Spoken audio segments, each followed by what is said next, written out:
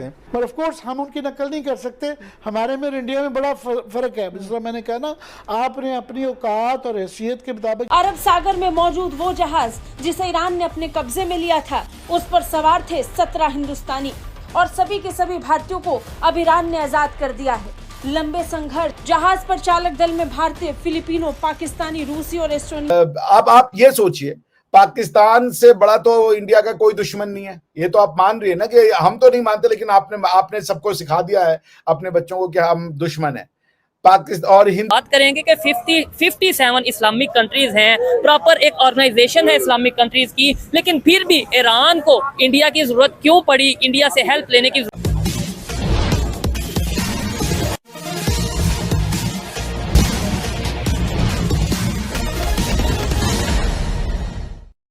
Iran ने समुद्र में एक मालवाहक जहाज को इस शक के आधार पर कि वह इजराइल जा रहा है उसे जब्त कर लिया था, जिस पर कुल 25 सेलर्स थे, जिसमें से 18 भारतीय थे। 18 भारतीयों में से एक महिला सदस्य को तो ईरान ने पहले ही रिहा कर दिया था और कल 17 भारतीयों को भी रिहा कर दिया, लेकिन जो इसमें पाकिस्तानी सेलर्स थे उनको अभी तक ईरान ने रिहा नहीं किया है, जबकि पाकिस्तानी लोगों ने एड़ी चोटी का जोर लगा दिया है। भारतीयों की रिहाई और पाकिस्तानियों को औकात दिखाने वाली ईरान की कार्रवाई की कहानी आइए सुनते हैं। मीडिया रिपोर्ट्स के मुताबिक चालक दल में 25 लोग सवार थे, जिसमें 17 भारतीय भी थे। हालांकि भारतीय चालक दल के सदस्यों में शामिल एकमात्र महिला कैडेट एन टेसा जोसेफ पहले ही वापस आ चुकी हैं। जहाज पर चालक दल में भारतीय, फिलिपिनो, पाकिस्तानी, रूसी और एस्टोनियाई नागरिक शामिल थे। सभी सरकारें अपने अपने स्तर पर बात कर रही थी, लेकिन सबसे ज्यादा नागरिक भारतीय थे। 17 भारतीयों की रिहाई भारत के लिए एक बड़ी जीत है। इससे पहले भी भारत ने कई जहाजों। अब आप ये सोचिए, पाकिस्तान से बड़ा तो इंडिया का कोई दुश्मन नहीं है। ये तो आप मान रही है ना कि हम तो नहीं मानते, लेकिन आपने सबको सिखा दिया है अपने बच्चों को कि हम दुश्मन है। पाकिस्तान और हिंदू हमारे दुश्मन है।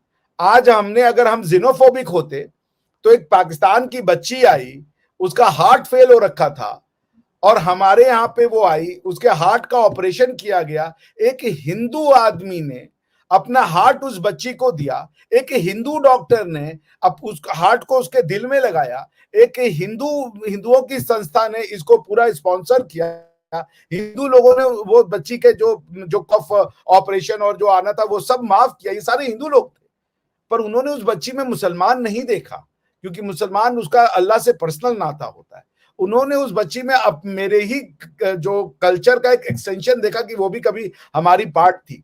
किसी ने उससे नहीं कहा कि बेटा अपना धर्म चेंज कर लो, अपना मजहब चेंज कर लो, अब आ जाओ मूर्ति पूजा में आ जाओ। किसी ने ये जो अगर इंडिया से हेल्प मांगी है कि ये कॉन्फ्लिक्ट को, ये टेंशन को खत्म करवाएं आप, तो क्या समझते हैं ईरान दूसरे इस्लामिक कंट्री, खासतौर पे पाकिस्तान से क्यों नहीं कह सकता था कि भाई आप यह मसला हल करवाएं? इनके साथ उनके ताल्लुकात इस नीयत के हैं तो वो समझते हैं कि इसराइल इनकी बात मानी जाए। नहीं, इसराइल इंडिया की मान लेगा, इसलिए उसने कहा इंडिया को कोई चीज कुछ करे। ठीक हो सही है कि नहीं? किसी को और को क्यों नहीं कहा? उन्हें पता इन्होंने हमारी माननी नहीं है।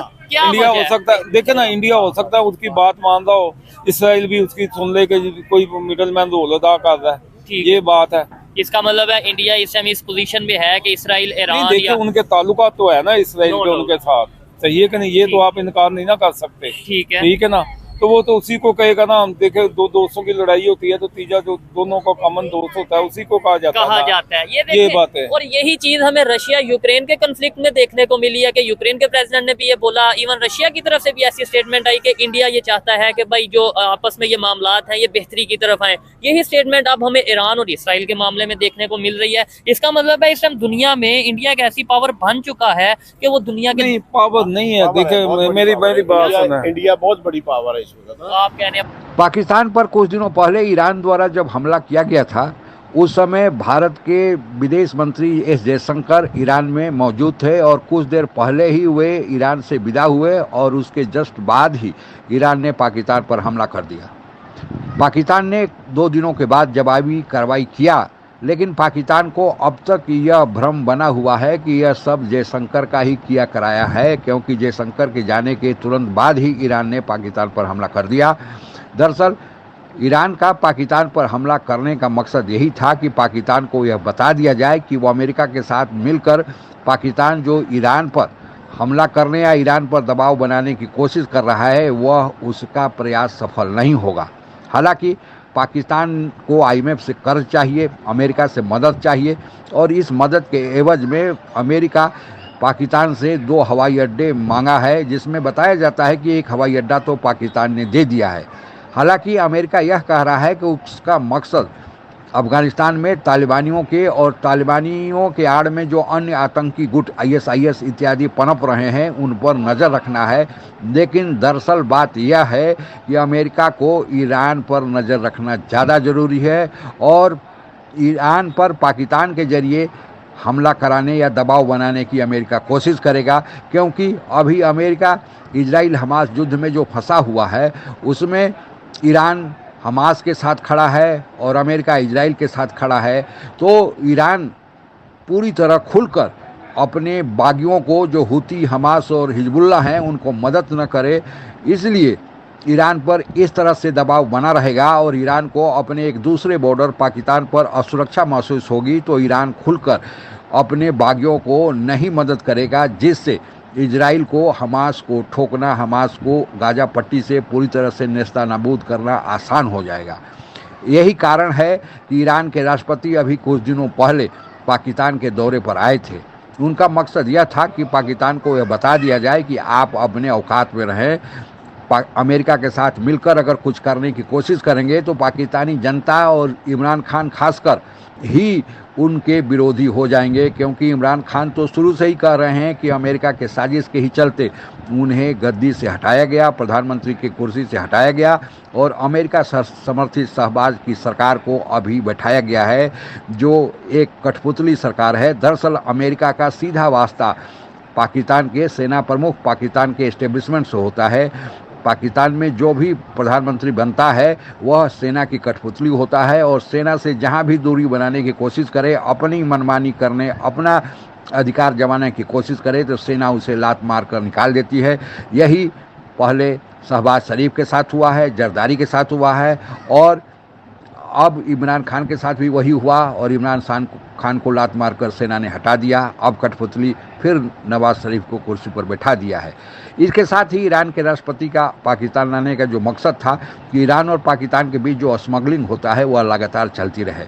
इससे पाकिस्तान को कई बिलियन का नुकसान होता है, क्योंकि अधिकतर तेल और गैस ईरान से आते हैं, उन पर कोई टैक्स नहीं लगता है।